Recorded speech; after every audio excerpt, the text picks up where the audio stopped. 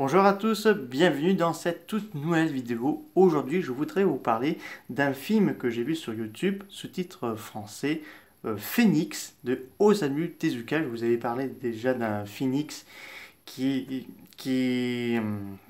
j'avais parlé l'oiseau Phoenix, l'oiseau de feu, donc un film qui date de 1980. Là, je vais vous parler d'un autre Phoenix fait en 1986. Par contre, ce n'est pas une suite, c'est un film autonome. Il y a eu d'autres projets de Phoenix qui sont vus le jour, mais ce ne sont pas des suites. Donc là, c'est une trilogie qui me fait presque penser à du Daimajin de l'ère Showa, de studio Taillé. Donc là, il faut savoir que le Phoenix de Osamu Tezuka, ça se passe dans diverses histoires, que ce soit dans le passé, dans le présent et dans le futur. Là, c'est une histoire qui se passe dans le passé. Donc le titre de ce film de Phoenix, ça s'appelle Phoenix Karma Chapter, en titre US, enfin anglais, mais en titre japonais, c'est Inotori Hohon. Donc là, c'est un film qui a été réalisé par monsieur Ritaro qui a fait, c'est un film par contre un drame fantastique et historique, parce qu'il y a quand même des histoires vraies là-dedans. Et ça a été fait par le studio Madhouse. Donc pour ceux qui ne connaissent pas le studio Madhouse, c'est ceux qui ont créé Perfect Blue, enfin réalisé Perfect Blue et Jean d'Hiroshima, que je vous recommande beaucoup. Donc c'est une œuvre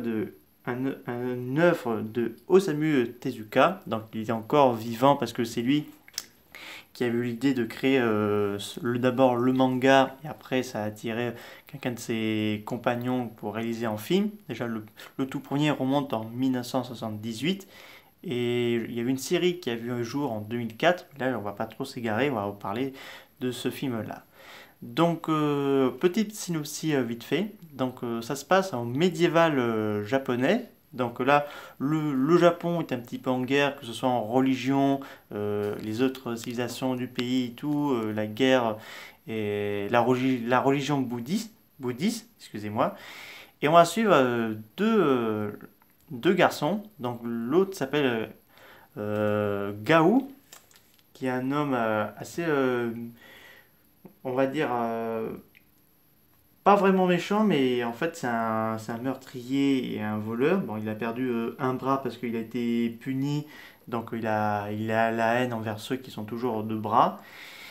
Et donc et la deuxième personne, il s'appelle Akanemaru, lui qui est un jeune homme assez gentil et tout, qui est parti à la recherche du phénix, parce qu'il a entendu la légende, parce que la légende dit que ceux qui arrivent à trouver le phénix, ils peuvent boire le sang, parce que le sang du phénix peut rendre les êtres vivants immortels. Donc là, les deux hommes se rencontrent, donc là bien sûr, enfin, Akemaru va essayer de parler avec Gao, lui, il vole ses vêtements et il tranche le bras pour lui dire qu'il déteste les gens qui ont deux bras, parce que lui il a perdu. Puis Gao va faire la rencontre d'une jeune femme perdue dans la forêt qui s'appelle Hayameme, excusez-moi pour le nom, elle s'appelle comme ça, donc une femme couleur toute blanche et tout, on dirait vraiment une incarnation de la princesse Kaguya ou une yokai, quelque chose comme ça. Et là, elle va raconter qu'en fait, elle était réincarnée autrefois, elle était autrefois une coccinelle, mais réincarnée en être humain, excusez-moi, de manger mes mots. Donc malheureusement, elle va mourir et Gao va être un homme encore plus solitaire, il va perdre la raison et tout, enfin pas clairement la raison, mais il va être un espèce de vagabond. Tandis que Akemaru, lui, va continuer son voyage, il va faire la rencontre d'une jeune fille appelée Buchi, donc une fille qui vit un peu dans les bois et tout, mais hyper gentille et tout. Sauf que là, l'empereur lui demande qu'il revienne tout de suite pour construire le Bouddha, parce que le Bouddha à l'époque c'était très important parce que la réincarnation. Donc là, malheureusement, il refuse, mais il est emmené de force. Donc les soldats tuent la fille Buchi qui voulait protéger Akemaru, donc carrément un épée dans la poitrine, donc elle agonise lentement, la pauvre. Et donc les deux hommes, donc enfin avant de dire ça, Akemaru a passé plusieurs années dans la capitale où il a oublié la quête du phénix, sauf qu'il va y avoir quelque chose d'inattendu, il va rencontrer celui qui l'a blessé, donc Gao, qui est devenu un sculpteur. Donc là, les deux hommes vont s'affronter dans la sculpture du statue du phénix. Donc, qu'est-ce que j'en ai pensé de ce film? C'est un film très beau, c'est très dramatique et historique parce qu'il y a quand même une partie vraie parce qu'à l'époque le Japon était en guerre un petit peu avec soit les pays voisins ou les autres continents, si j'ai bien compris. Et donc le bouddhisme c'était quelque chose d'assez important parce que quand même c'était une religion qui disait que les êtres vivants pourraient se réincarner en d'autres êtres vivants, donc voilà. Et que le phénix dans le film il est majestueux.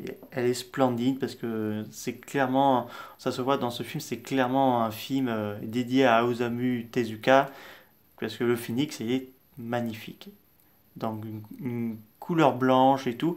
Et on la voit pas souvent malgré le titre, mais elle est quand même présente dans ces films-là parce que elle peut donner la vie, mais aussi la reprendre, mais les réincarner en d'autres êtres vivants. Donc ça, c'est un peu l'équivalent, c'est le Bouddha, mais version d'un oiseau de feu. Donc je trouve ça très touchant.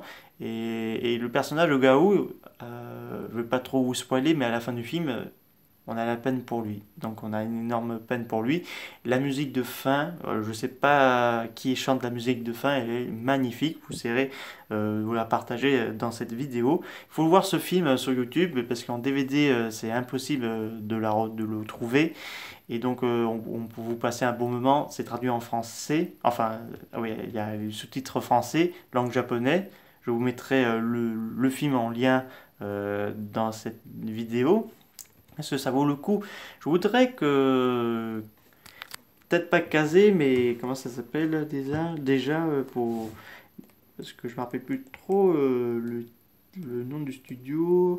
Alors, White Seed, qui récemment ressorti les films Ghibli, je voudrais que White Seed sorte les films et les séries d'Osamu Tezuka, que ce soit Phoenix, Astro Boy, Le Roi Léo dans un tout nouveau format, parce que c'est vraiment dommage.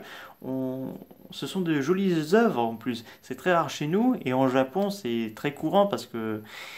Et surtout que Phoenix, il faut savoir, c'est un manga qui n'est inachevé. Parce que Osamu Tezuka est mort en 1989 alors qu'il avait déjà commencé d'autres projets, notamment Phoenix, qui restera inachevé. Mais en tout cas, c'est un plus bel chef-d'œuvre. Pour moi, personnellement, c'est l'une de ces plus beaux chefs-d'œuvre que j'ai découvert. Parce que c'est magnifique et tout. C'est à la fois triste, mais aussi on est émerveillé. C'est vraiment beau. J'avoue, je vous conseille de voir Phoenix en 1986 et écouter la musique de fin qui est pour moi magnifique et extraordinaire. Donc, c'est la fin de cette vidéo. Je vous parlerai des deux autres films, enfin OVAU de Phoenix, qui ne seront pas des suites, ce sont des films autonomes. Donc, comme je vous ai dit, au même style que Daimajin. Donc, voilà. Et j'espère que cette vidéo vous a beaucoup plu. N'hésitez pas à me dire ça dans les commentaires. Je vous dis au revoir.